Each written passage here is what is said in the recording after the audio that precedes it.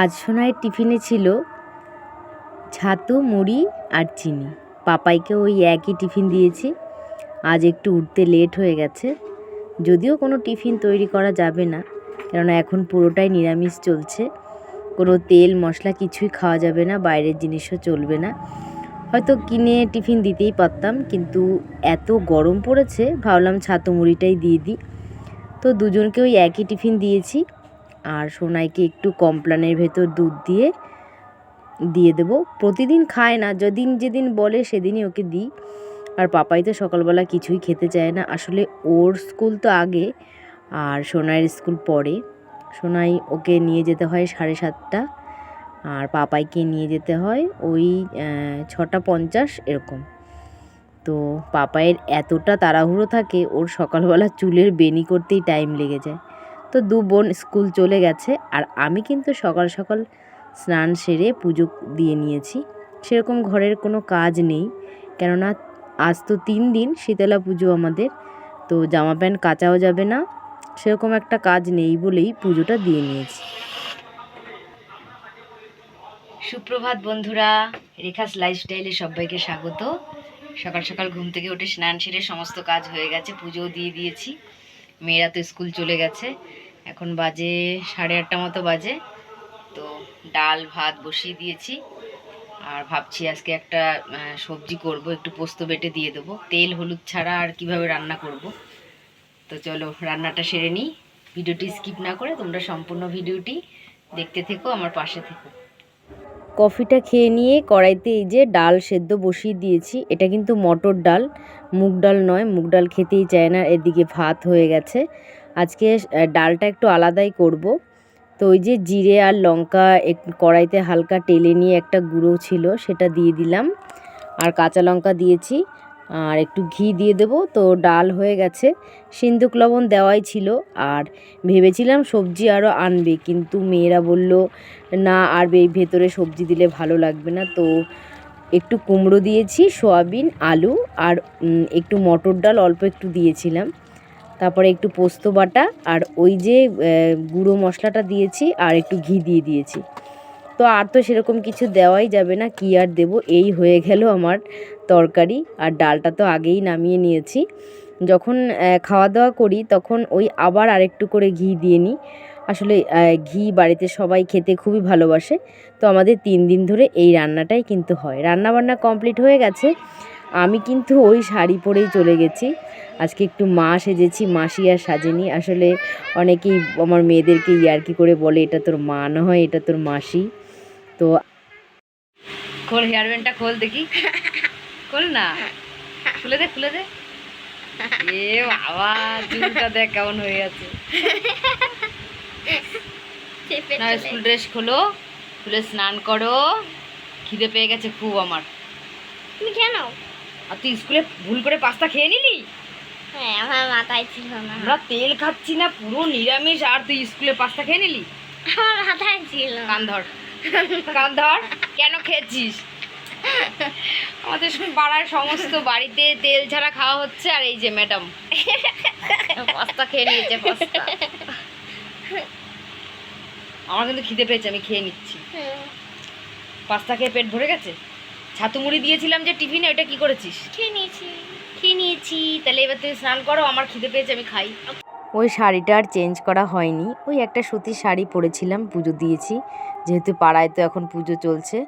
তো সেই শাড়ি পরেই পাপাইকে বলছি টিউশন পড়িয়ে একবারে সোনাইকে নিয়ে চলে এসেছি বাড়িতে। তো ও না ভুল করে আজকে পাস্তা খেয়ে নিয়েছে, সেটা তো তোমরা শুনতেই পেলে। তো ওর পেটে এখন একটু খিদে নেই। আর ছাতু মুড়ি তো দিয়েছিলাম, ওই ছাতু মুড়িটাও খেয়েছে, প্লাস পাস্তাটাও খেয়েছে। আর আমি এদিকে খাবারটা বেড়ে নিয়েছি। সকাল থেকে আমার সেরকম কিছু খাওয়া হয়নি, তো আবার একটু ঘি দিয়ে খেয়ে নিলাম। আর তার কিছুক্ষণ পরেই সোনাইও স্নান সেরে ও খেয়ে নিল। আর এখনও তো পাপাইকে আনার সময় হয়নি, তো তার জন্য ওকে খেতে দিয়ে আমি একটু ওর পাশে একটু শুয়ে রেস্ট নিচ্ছিলাম। ওই পাশে বসে শুয়ে একটু ফোনটাই দেখছিলাম আর কি। তারপর 2:20 নয়, 2:15 তখন চলে এসেছি পাপাইকে নিতে। ও অনেকটা বাস থেকে নেমে সবে এখানে এসছে। তারপরে ওকে নিয়ে চলে এসে ওর খাওয়া হয়ে গেছে। আর যা গরম, যা রোদ পড়েছে, মানে কি বলবো। তো একটা লেবু কেটে নুন চিনি দিয়ে একটু শরবত বানিয়ে নিলাম।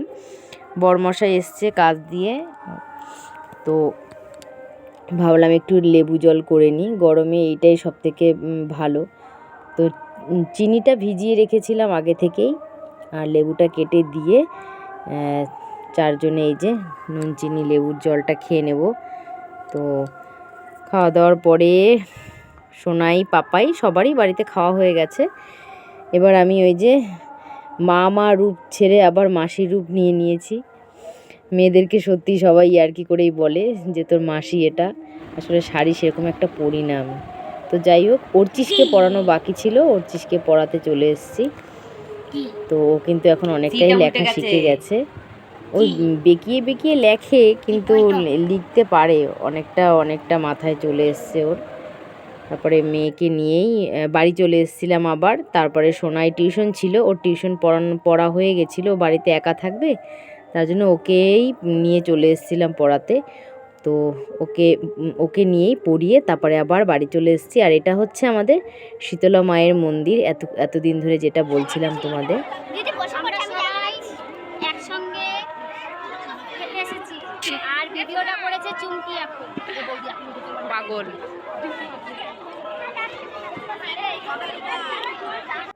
আজ তৃতীয় দিন, তো 3টে দিন এত ভালো কাটে দিনগুলো, কিন্তু দুঃখের বিষয় এবছর আর পুজো দিতে পারলাম না অসুচের জন্য।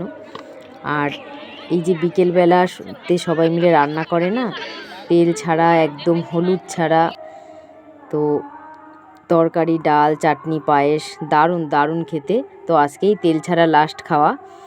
তো তারপর এই যে শীতলা মায়ের মন্দিরের সামনে 3 দিনের দিন রাত জাগা হয়। এখানে সমস্ত কাকিমা জেঠিমারা মজা করে, ঠাকুরের সমস্ত নাটক, অভিনয়, শীতলা মায়ের অনেক অভিনয় করা হয়, তো রাত জাগতে হয়। তো পুজো পার্বণের আর শেষ নেই, বলে না 12 বছরে 13 পার্বণ, সত্যি কথাটা সত্যি বাস্তব। এদিকে চলছে বাসন্তী পুজো, আর একদিকে চলছে শীতলা পুজো। আর এখানে যে হচ্ছে বাউল গান, এখানে প্রত্যেক বছরে বৈশাখ মাস মানে পয়লা বৈশাখের দিন এই প্রোগ্রামটা হয় এখানে। তো রাধাকৃষ্ণর মন্দির এখানে, তো সেই প্রোগ্রামটাই হচ্ছে। মানে আমাদের পাড়াটা এখন সত্যি প্রোগ্রামে ভর্তি। 3টে পুজো হচ্ছে, রাধাকৃষ্ণ, তারপর এই যে বললাম শীতলা মায়ের পুজো, আর ওদিকে বাসন্তী পুজো। তো ওখানে থেকে আবার এখানে চলে এসেছি বাউল গান শুনতে। মেয়েদেরকে আনিনি, মেয়েরা বাড়িতেই আছে। তো 2 বান্ধবীতে মিলে আইসক্রিম খেতে খেতে তোমাদের সাথে এই যে চাঁদ মামার সাথে দেখা করিয়ে দিলাম। আর ভিডিওটি আজকে এখানেই শেষ করছি। আজকের মতো টাটা, সবাই ভালো থেকো।